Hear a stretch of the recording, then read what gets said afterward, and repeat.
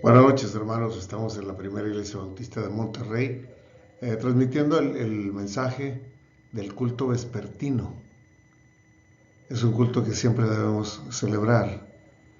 Por muchos años, por 160 años, se celebró en el templo, a veces ya muy noche como a las 8, a veces más tarde como a las 6, más temprano como a las 6. Pero en los últimos tiempos, después de la pandemia, lo hemos hecho virtual a través de las redes, por varias razones, ¿no? Y la más importante es que a través de las redes llegamos mucho más lejos. Tenemos una buena cobertura dentro de la ciudad, dentro del estado, dentro del país, hasta otros países. Y hermanos que no dejan de conectarse y de enviarnos mensajes. Y por respeto a ellos queremos seguir transmitiendo por estas vías en Facebook y YouTube. Para todos y mandamos un saludo desde la iglesia a todos los hermanos que están conectados. Y también hermanos que por enfermedad no pueden venir al templo, por edad, por la distancia. Nos gozamos de poder llegar a todos ustedes por estas vías. Ya en la mañana tenemos nuestro culto presencial, que es muy hermoso, y que también se transmite, pues si ustedes lo quieren ver. Pero hoy vamos a atender un asunto tremendo, un asunto del Apocalipsis, en el capítulo 16, donde se describen las copas de la ira.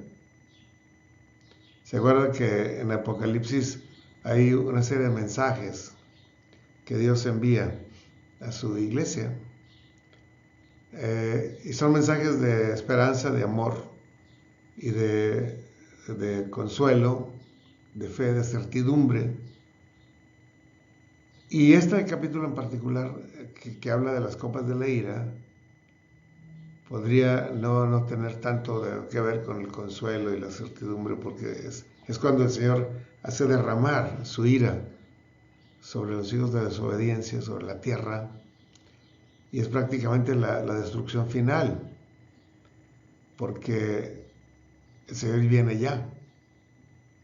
Pero aún en este tiempo de las copas de la ira hay un mensaje de esperanza para la iglesia y una oportunidad de arrepentimiento para el mundo, como en toda la Biblia. Pero vamos a ver el contenido de Apocalipsis 16. Aquí aparece en pantalla a mi derecha, lo pueden leer.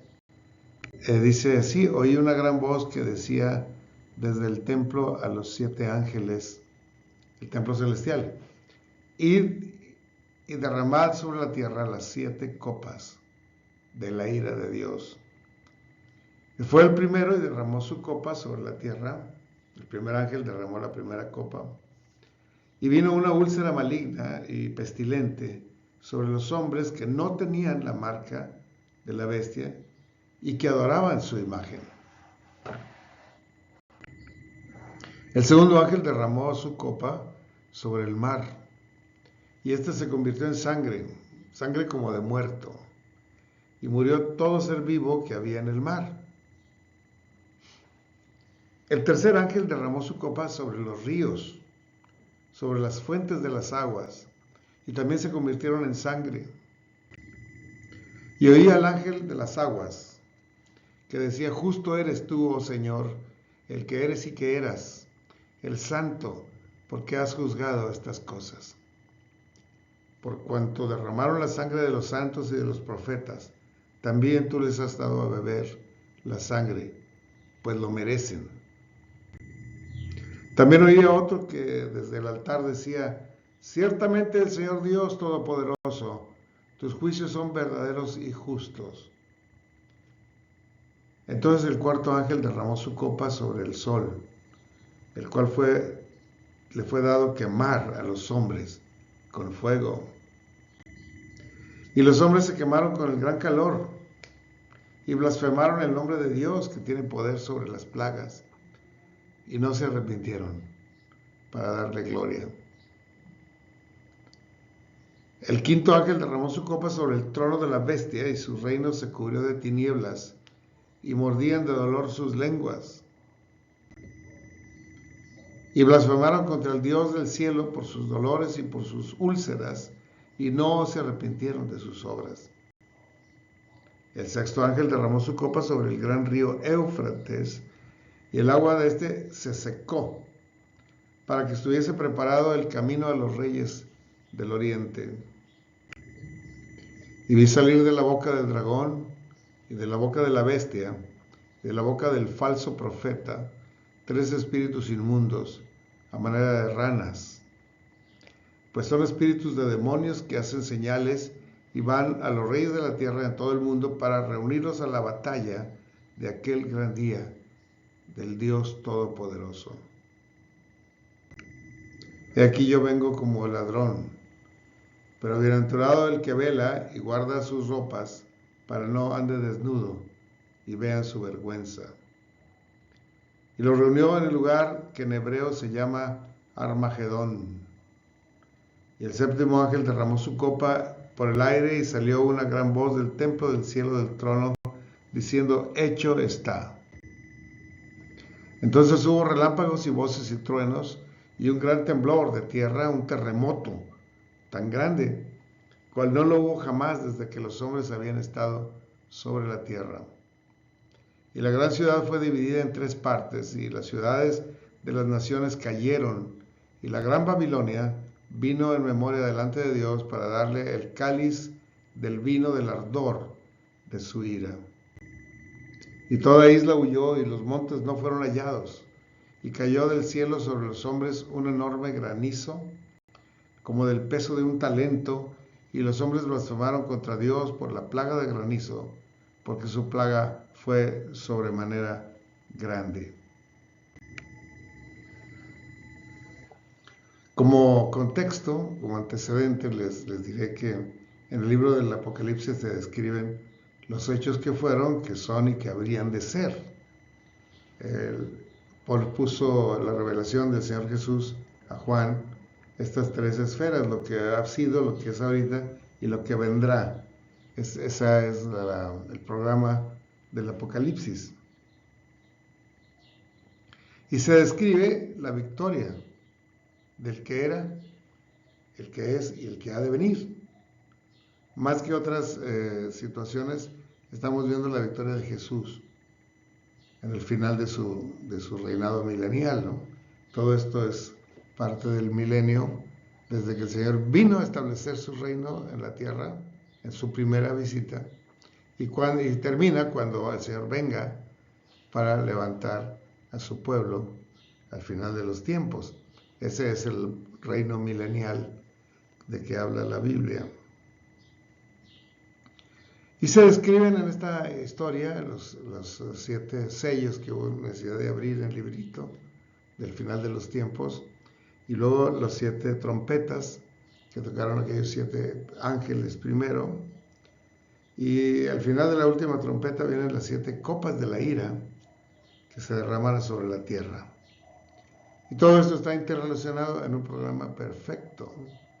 El Señor escribiendo las 7 iglesias, quitando los 7 sellos, tocando las 7 trompetas y derramando las 7 copas de la ira. Todo es un programa perfecto, porque el 7 habla de perfección, de un programa de Dios. El Apocalipsis es un programa de Dios. No es un programa del maligno, ni el anticristo hace lo que quiere, ni esto lo programó el falso profeta, ni Satanás, ni la serpiente antigua, ni nadie. Pero tampoco lo programaron las iglesias, ni Juan, el teólogo, sino el Señor. El Señor programó todos los eventos del Apocalipsis, todos, de acuerdo a su perfecta voluntad y su entera justicia, y su tremendo amor y gracia por su pueblo.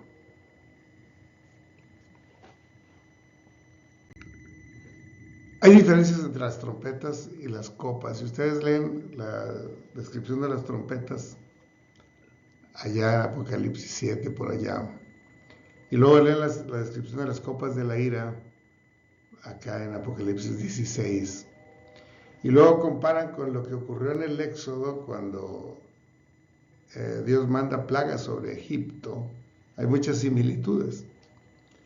Y las similitudes son porque es el mismo Dios, con el mismo plan de salvación, con el mismo poder tremendo. Sin embargo, son diferentes etapas de la historia de la humanidad, ¿no? Las trompetas se tocaron al abrir los sellos y estaban describiendo el principio de dolores, las carestías, las enfermedades, las contaminaciones que iban a venir. Pero generalmente las trompetas producieron un daño parcial, la tercera parte de la tierra al máximo. Pero las copas se derraman para afectar a toda la tierra. Toda la tierra. Las trompetas traen plagas en parte a la tierra y se derraman sobre... las copas, en cambio, se derraman todo el reino de la bestia. En el toque de las trompetas hay arrepentimiento de algunos, pero en las copas ya no hay arrepentimiento. La gente que ha pecado tanto ya no perdió su capacidad de arrepentirse. Porque esa capacidad Dios la dio a los hijos de los hombres. Todos tenemos la debilidad de pecar, pero tenemos la posibilidad de arrepentirnos, porque Dios nos dio esa oportunidad. Pero al llegar al extremo de la ira, en las copas de la ira, se describe ahí como ninguno se arrepintió, a pesar de que tener todavía vida. Las 7 copas aquí se describen rápidamente, espero que alcancen a ver esta letra pequeña. La primera copa vino sobre la tierra, sobre quienes tenían la marca de la bestia en sus manos o en sus frentes, y les produjo úlceras malignas y pestilentes. En la segunda copa se derrama sobre el mar, y esta se convierte en sangre como de muerto, y muere todo ser viviente del mar. En el toque de la trompeta, que ocurre allá en el capítulo 7, ahí muere una parte de los seres vivientes, una tercera parte. Hoy muere todo ser viviente. En la cuarta copa, derramada sobre el sol, cuyos rayos queman a las personas. La quinta copa es derramada sobre el trono de la bestia y su reino se cubre de tinieblas. En la sexta copa se derrama sobre el río Éufrates y este se seca, preparando el camino para los reyes del oriente que iban a reunirse a la batalla del Armagedón. Y la séptima copa es derramada sobre el aire y una voz desde el templo del cielo dice, hecho está. Y ocurre un terremoto gigantesco que destruye todas las ciudades. Y cae un granizo del tamaño del peso de un talento y los hombres blasfemaron contra Dios, pero no se arrepintieron. Ahora, en este capítulo tremendo de juicio, de ira de Dios sobre la tierra y sobre el maligno y sobre la bestia y sobre su trono y sobre sus ciudades y sobre los adoradores de la bestia, adoradores de su imagen. En medio del capítulo, entre la copa 3 y la copa 4, ocurre un interludio de alabanza, de reconocimiento a Dios, por la tremenda justicia de Dios, porque ahí se ha hecho ver la tremenda justicia de Dios. Hoy la gente se pregunta, bueno, ¿por qué Dios permite tanta maldad? ¿Por qué permite tanta enfermedad? ¿Por qué permite tanto sufrimiento? Y la gente difícilmente cree que Dios tiene el control y que Dios puede salvar y que Dios te ama. La gente batalla para entender eso. Y cuando viene la manifestación de la ira, que es una violencia inaudita, una contaminación total, la gente no reconoce, pero los creyentes sí.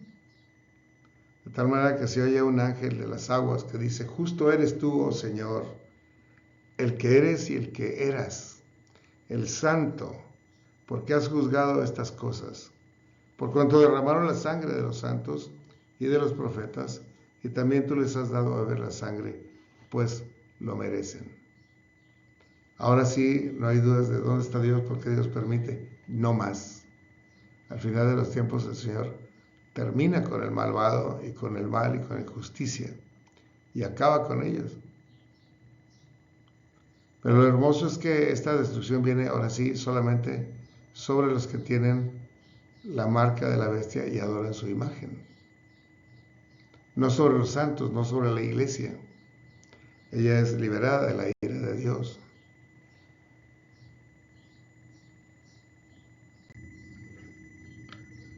Ahora, la bestia todavía trata de defenderse al ver la destrucción y convoca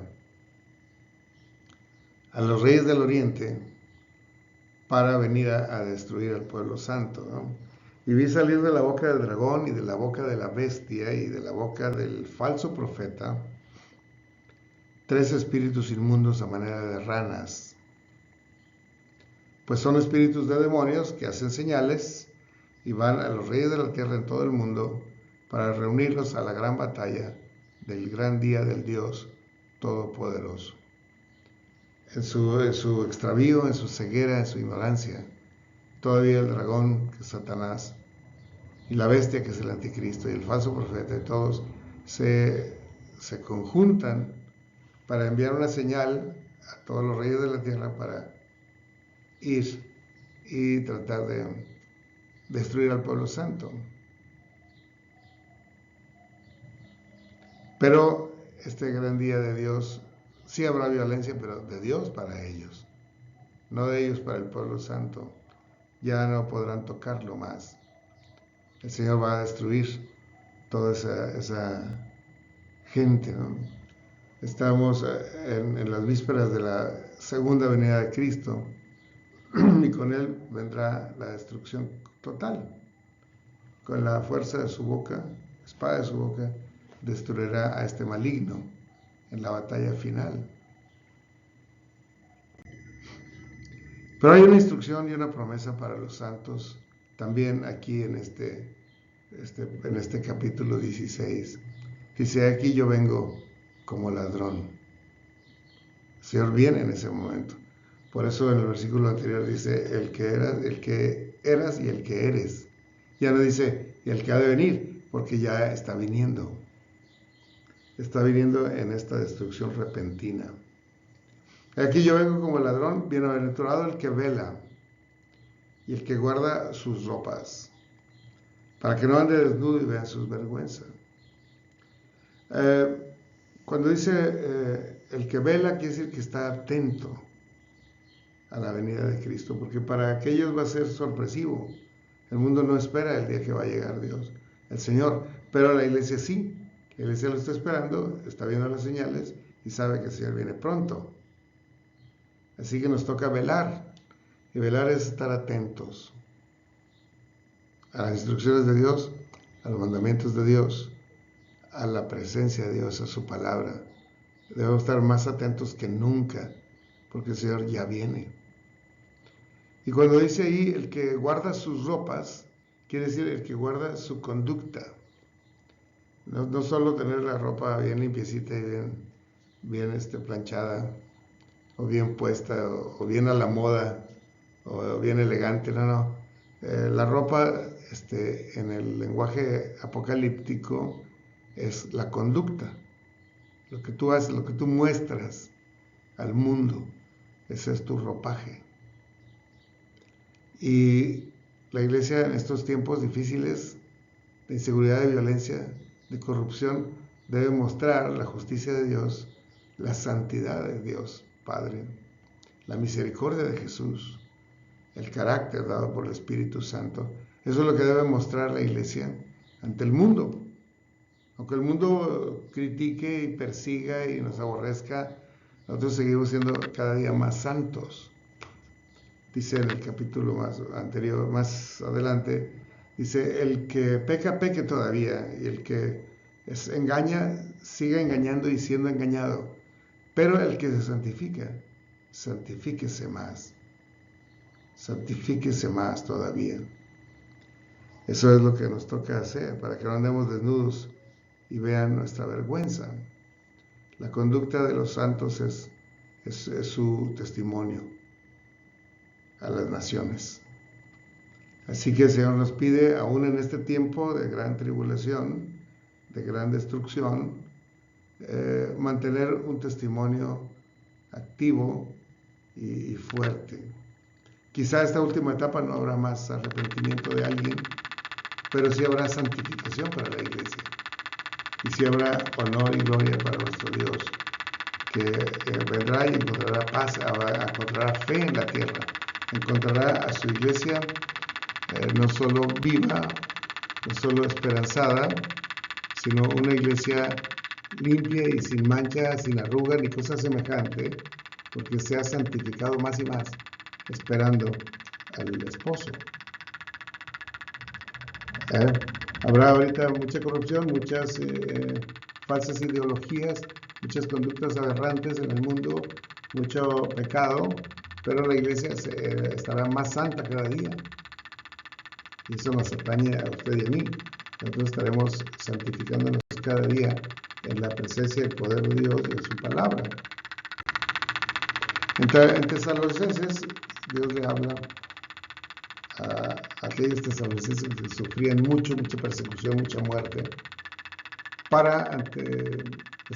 manda un pequeño apocalipsis a través de la carta de Pablo. Dice, porque acerca del tiempo y las ocasiones, no tienen necesidad, hermanos, de que yo les escriba. Porque ustedes saben que perfectamente que el día del Señor vendrá así como un ladrón en la noche, de repente. Que cuando digan paz y seguridad, entonces vendrá sobre ellos destrucción repentina, como los dolores de una mujer encinta, y no escaparán. Pero ustedes, hermanos, no estén en tinieblas, para que aquel día nos sorprenda como un ladrón, ¿no? Porque todos nosotros somos hijos de luz e hijos del día, y no somos de la noche ni de las tinieblas. Por tanto, no durmamos como los demás, sino que velemos y seamos sobrios. Qué hermoso, ¿no? Es un pasaje pequeñito que Pablo le escribe a los tesalonicenses y describe prácticamente lo que está pasando en Apocalipsis 16 con la venida del Señor y las copas de la ira.